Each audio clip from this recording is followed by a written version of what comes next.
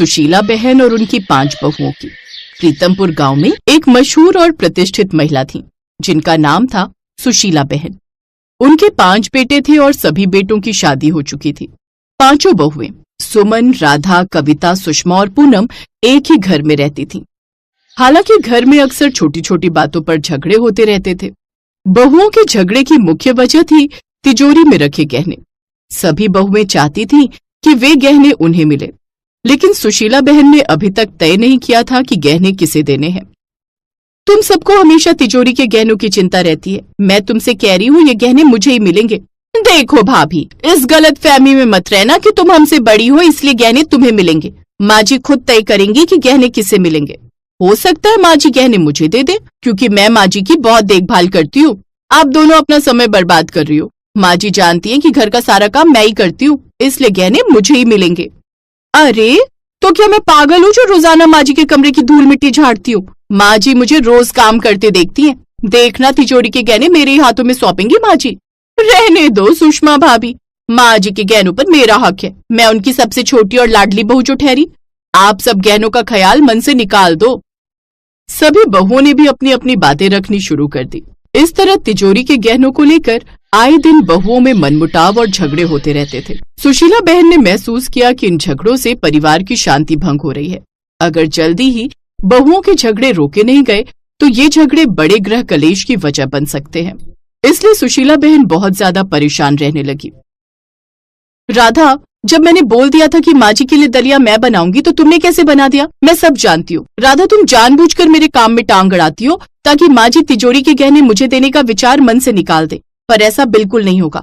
ये दलिया तुम माँ जी को नहीं दोगी। माँ जी को मैं अपने हाथों का बना हुआ दलिया दूंगी। दलिया तो माँ जी मेरे हाथों का ही बना हुआ खाएंगी, चाहे कुछ भी हो जाए। जिसको जो करना है कर ले। एक बार फिर लड़ाई शुरू हो गई।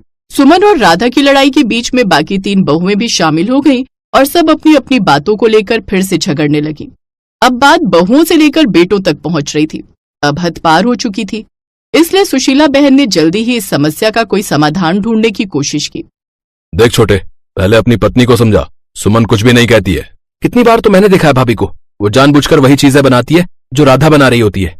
आप फिजूल ही मेरे ऊपर क्यों बरस रहे हो? लड़ाई करने का इरादा है क्या? बोल, बहस करनी है तो कर लेते हैं, हो जाएगा फैसला। मैं तो बिल्कुल खेत पर नहीं जाने वाला। हाँ, हिस्सा लेकर आराम से जरूर बैठ जाऊंगा। ऐसे कैसे? ये लो, मेहनत हम करें और रोटियां आप तोड़े हैं। बिल्कुल, आप काम पर नहीं जाओगे तो आपको कुछ भी नहीं मिलेगा। जो काम करेगा उसे ही खर्चा मिलेगा, बता रहे। लगता है तुम सब अपने बड़े भाई के साथ तमीज से बात करना भूल गए हो। ऐसा ना हो कि मेरा गुस्सा कोई तूफान ले आए। तूफान तो अब आ चुका भैया, हम इस तूफान से डरते नहीं है।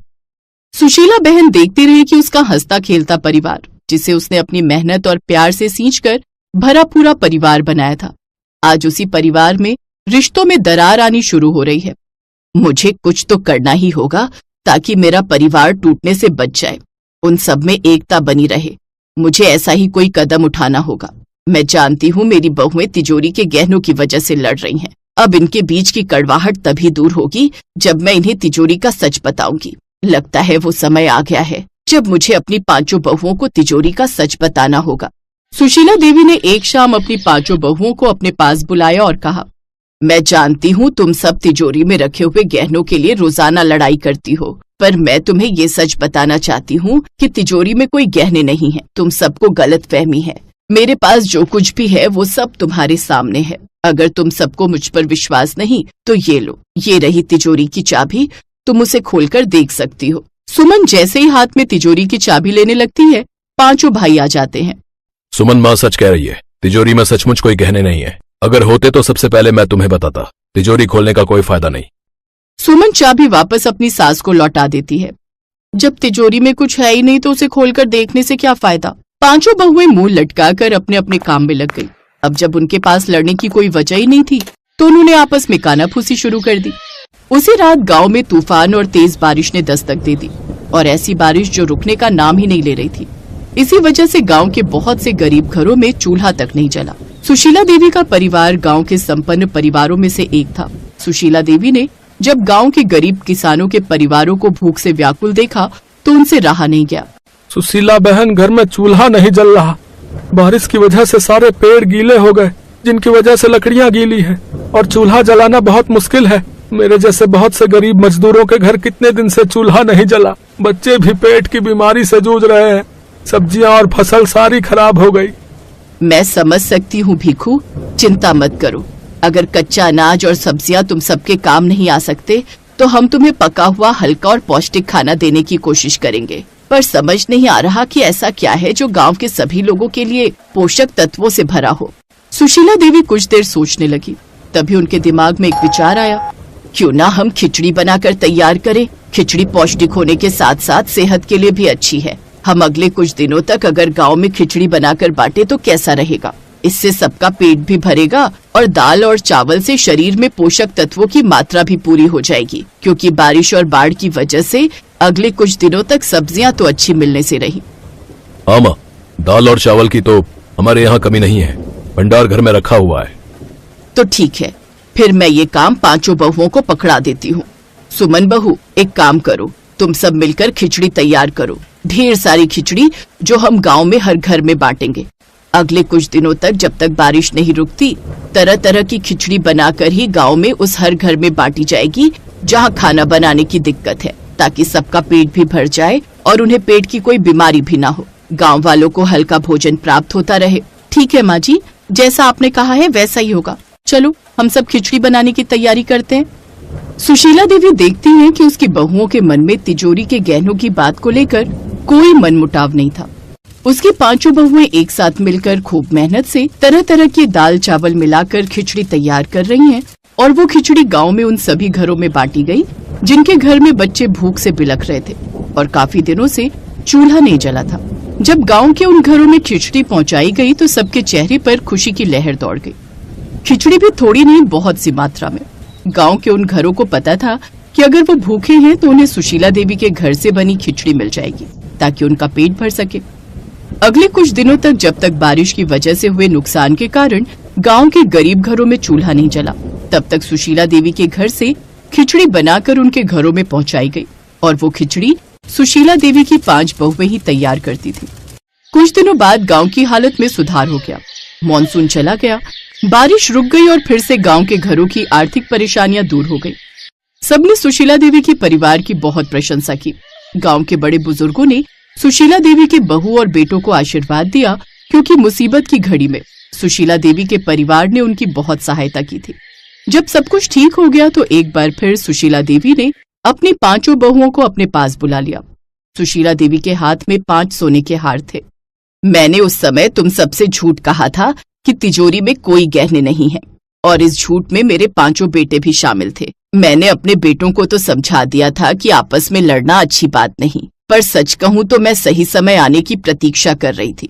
मैं तुम सबकी समझदारी को परखना चाहती थी। जिस तरह तुम सबने एक साथ जुटकर तरह तरह की दालों और चावल के मिश्रण से खिचड़ी तैयार की, उस समय मैं तुम 5 की एकता और प्यार के मिश्रण को भी महसूस कर रही थी। मैं चाहती हूँ मेरी 5 बहुएं इस खिचड़ी की तरह सदैव मिश्रित रहें और आपस में तुम सबके रिश्ते में कभी भी कोई दरार न आए। हमेशा एक साथ रहना।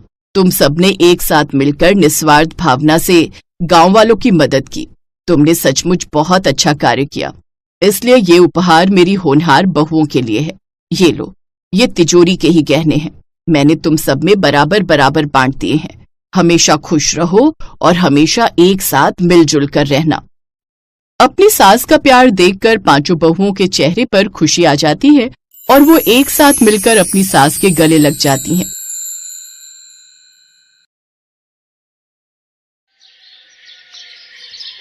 पिंकी, जल्दी से तैयार हो जा बेटा, वरना मुझे देर हो जाएगी। हाँ माँ, बस मैं चोटी बना लूं फिर चलती हूँ। अरे मेरी बिटिया रानी, खुद से चोटी बनाएगी? बना तो लेती हूँ, पर आपके जैसी नहीं बन पाती।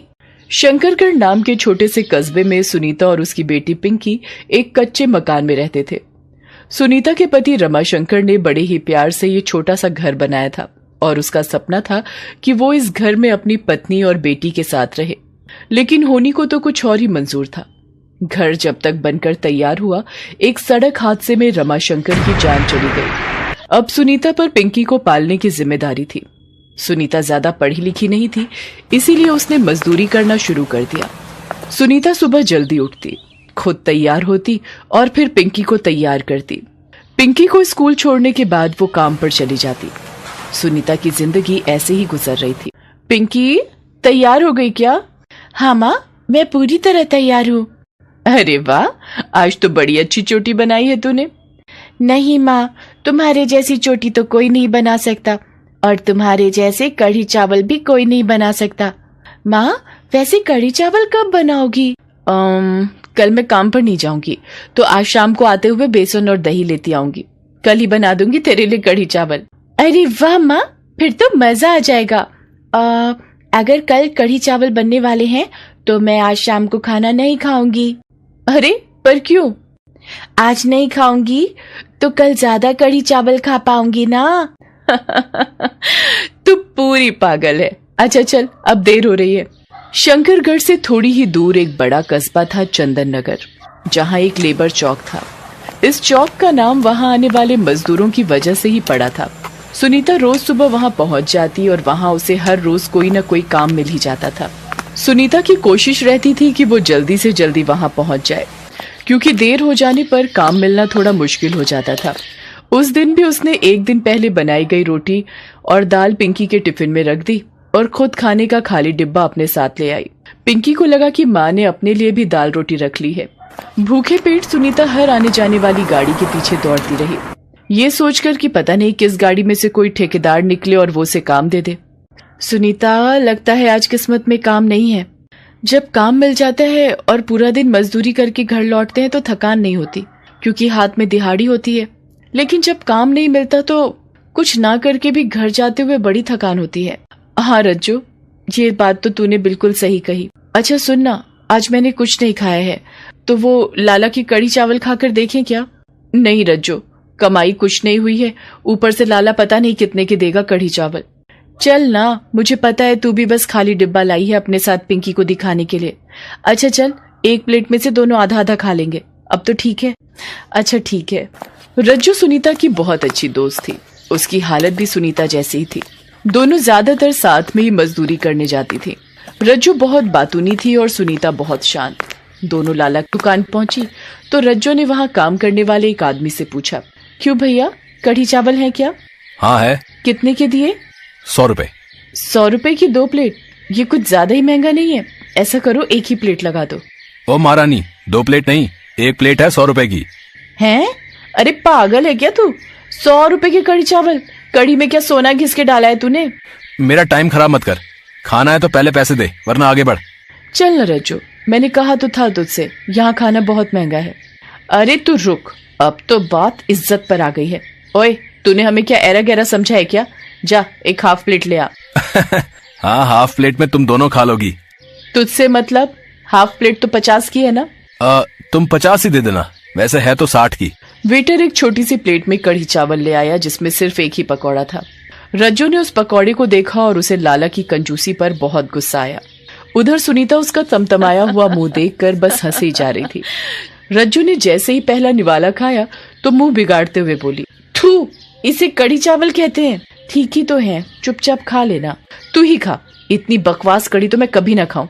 कसम खाकर कहती हूँ, आज के बाद लाला की दुकान पर मेरी जूती भी नहीं आएगी। तेरी जूती अपने आप चलती है क्या? मेरा मजाक मत बना, वरना इसी केसर वाली आलिशान कढ़ी से तेरा मुंह रंग दूंगी। जितनी महंगी कढ़ी थी उसका स्वाद उतना ही बुरा था।